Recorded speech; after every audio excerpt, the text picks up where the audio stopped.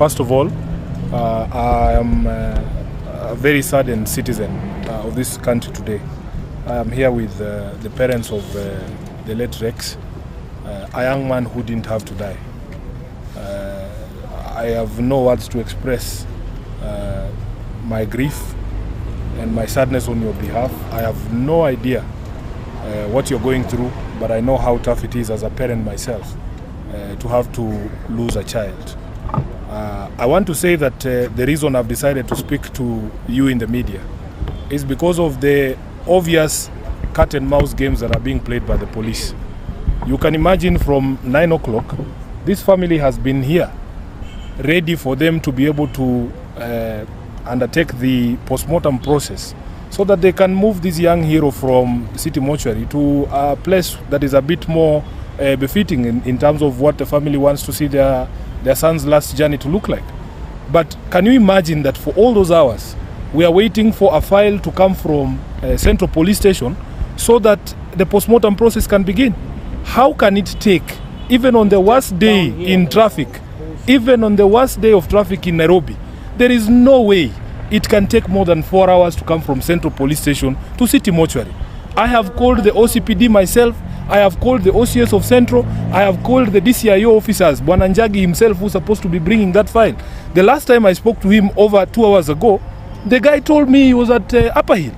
Honestly speaking, even if you are walking backwards, it is not possible for you to take 2 hours from Upper Hill to here. And this is the frustration that we face as Kenyans. All this family wants is to be able to find out what killed Rex and then move him to a place that they feel is more deserving for him. All the people, everybody else is here. I have spoken to IPOA. The IPOA team is already here. The family pathologists are here. The government pathologist, Johnson Dodor, has been here since 9. It is very unfair what is happening in our country, and we want to condemn the police. I wish this IG Koome would be somebody that we can deal with personally as Kenyans. I am telling you people, this country is not going to change by being nice to people. I can assure you that unless we take drastic action, this country is never going to change. You can see, you have shot somebody in the streets in cold blood, and yet we have to wait for you to bring a file so that we can move Rex from here. Even if it is adding insult to injury. I mean, this country where we have gotten, ladies and gentlemen, unless we as citizens take very drastic action, this country is never going to change. In fact, I am moved to propose, let us go and get the file ourselves. Let us see how difficult it is to move from here to Central Police Station. We go and bring the file ourselves. If they can't bring the file themselves, let's go and get the file ourselves. It is very unfortunate what is happening in this country. And therefore, I want to condemn the Kenya police. You cannot kill us, and then even processes to just allow us to bury our dead, you want to frustrate even those processes. So we want to give this notice now, because for us as the political leadership, we have largely stayed out of this process. We want this movement to be led by the young people. They themselves know the country that they want. But I feel like government is taking these young people for a ride. And I want to say, as SG of ODM, we are available for you, whatever help you want. Whatever help you want. This is your movement. We are not trying to hijack it. We will not even try to hijack it. But when frustrations such as this get to this level, I honestly am moved to actually join this thing ourselves. Because what do these parents do? What do you want them to do now? Exactly. What do they what if you are her mother, his mother now, what do you do? She's been here since morning, just waiting for a file from Central.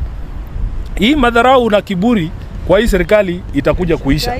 Na nawaambia hii kiburi na pembe ambazo wamemea hazitaanguka zenyewe, lazima zikatwe hizi pembe. I am telling you, my countrymen. So we want to tell the OCS and the DCIO officers at the police station there in Central Police Station, you have very little time to get that file here, or we will have we are going to come for that file ourselves. We are going to come for that file ourselves, because it is unfair to treat this family the way they've been treated here, and to keep all these people here from 8 just waiting for a file from the police station. Asante sana. Question. Yes. Question, Senator. How do you think that next Tuesday's protest will differ from Thursday's, considering what happened to Rex and also what... You need to speak to the young people who are in the streets. You didn't see me in the streets. This is not about me. You've mentioned this is not about me. These young people in this country, you have to speak to them. Give the mic to them. They will tell you what they want. Exactly. Not me. I don't know. You've just mentioned I don't know. I don't know.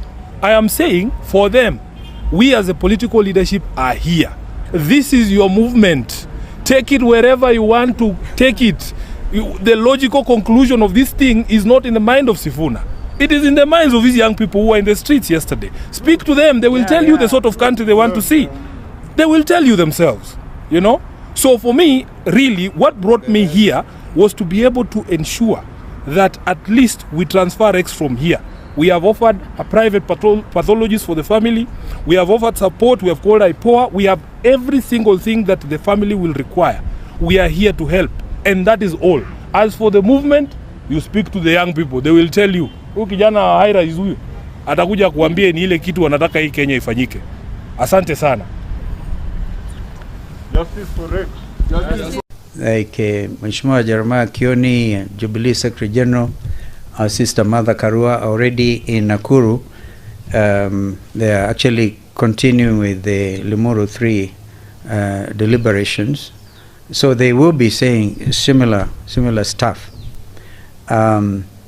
Edwin Sifuna, Mheshimiwa Sifuna was here before, and he has had to rush to the city mortuary to confirm this news about Rex.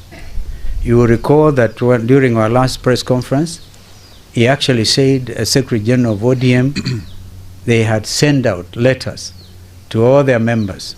And we recognize some of the members of ODM, like member for, I think, Kibra, actually heeded that call and voted no. Langata, member for Langata, Mheshimiwa Jalango. Those others, and we have 3 in Wiper, we're obviously going to start that process ourselves. We have the case of member for Taveta, the county women rep for Kisii, and who is the third one? Dadab, who is actually the deputy leader of my party. Yeah. So we, Sorry, sir. Sorry. Can continue. Is it okay? Thank you.